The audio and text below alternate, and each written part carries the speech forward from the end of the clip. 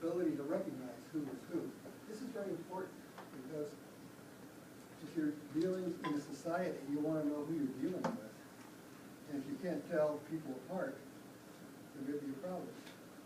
Now, an interesting case, of course, is identical twins or identical triplets. Can you tell them apart?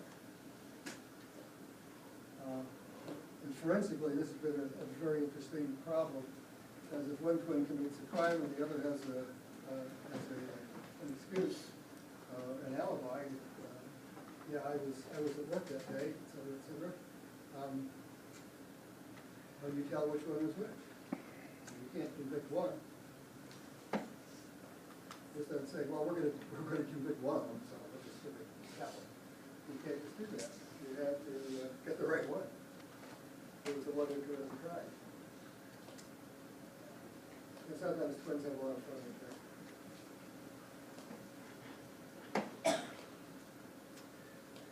So individual recognition is one of the bases of our society, that we can tell who is who.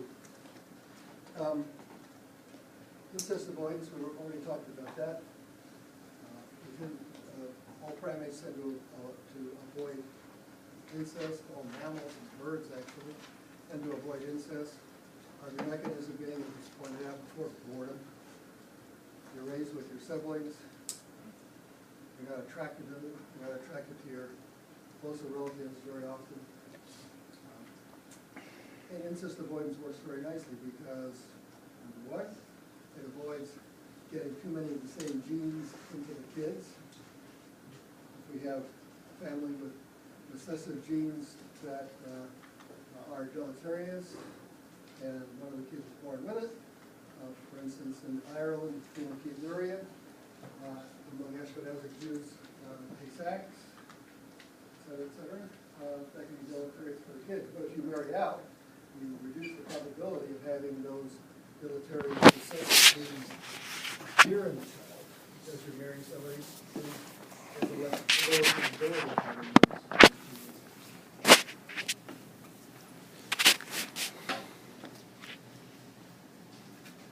That doesn't mean that humans will not, once again, gain the certainty by making it appropriate to marry a relative. In Arab society, you marry your father's brother's child, your first cousin. That's the appropriate marriage. In some places in India, you marry father's brother, if you're a woman. If you're a man, you marry your brother's daughter. It's an uncle-niece marriage.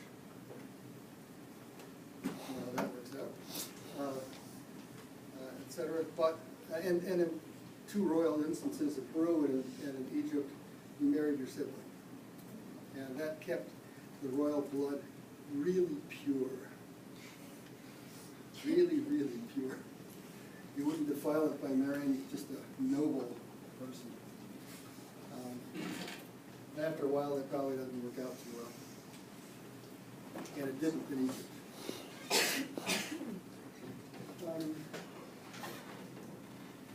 The last characteristic is infanticide. Infanticide. If we have children who are born too close together, it is the custom in many groups to kill the other child.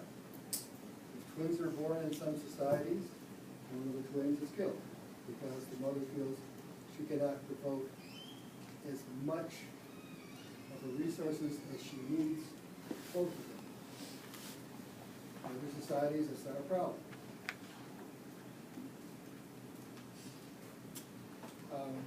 But it is a custom that we practice occasionally. In our own society, of course, that is definitely frowned upon.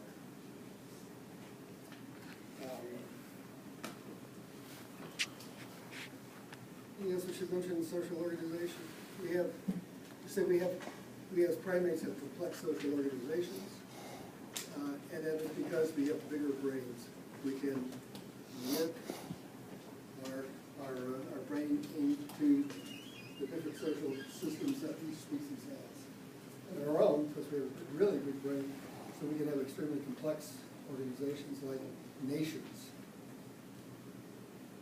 or like international organizations. These are absolutely mind-boggling.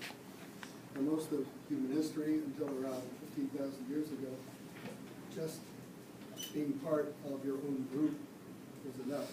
The people with whom you could speak.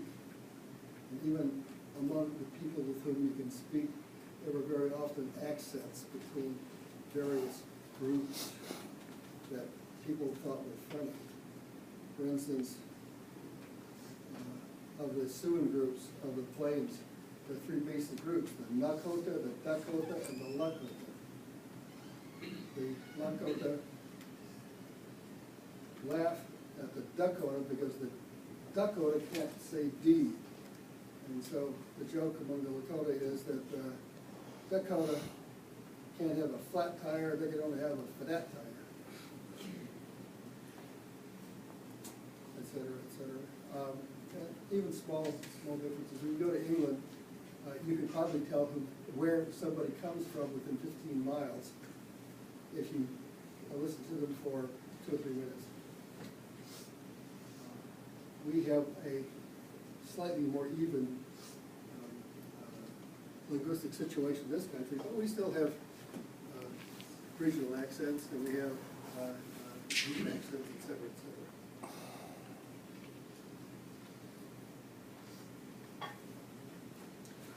Well, why don't we close on that? We've had enough social organization for a while.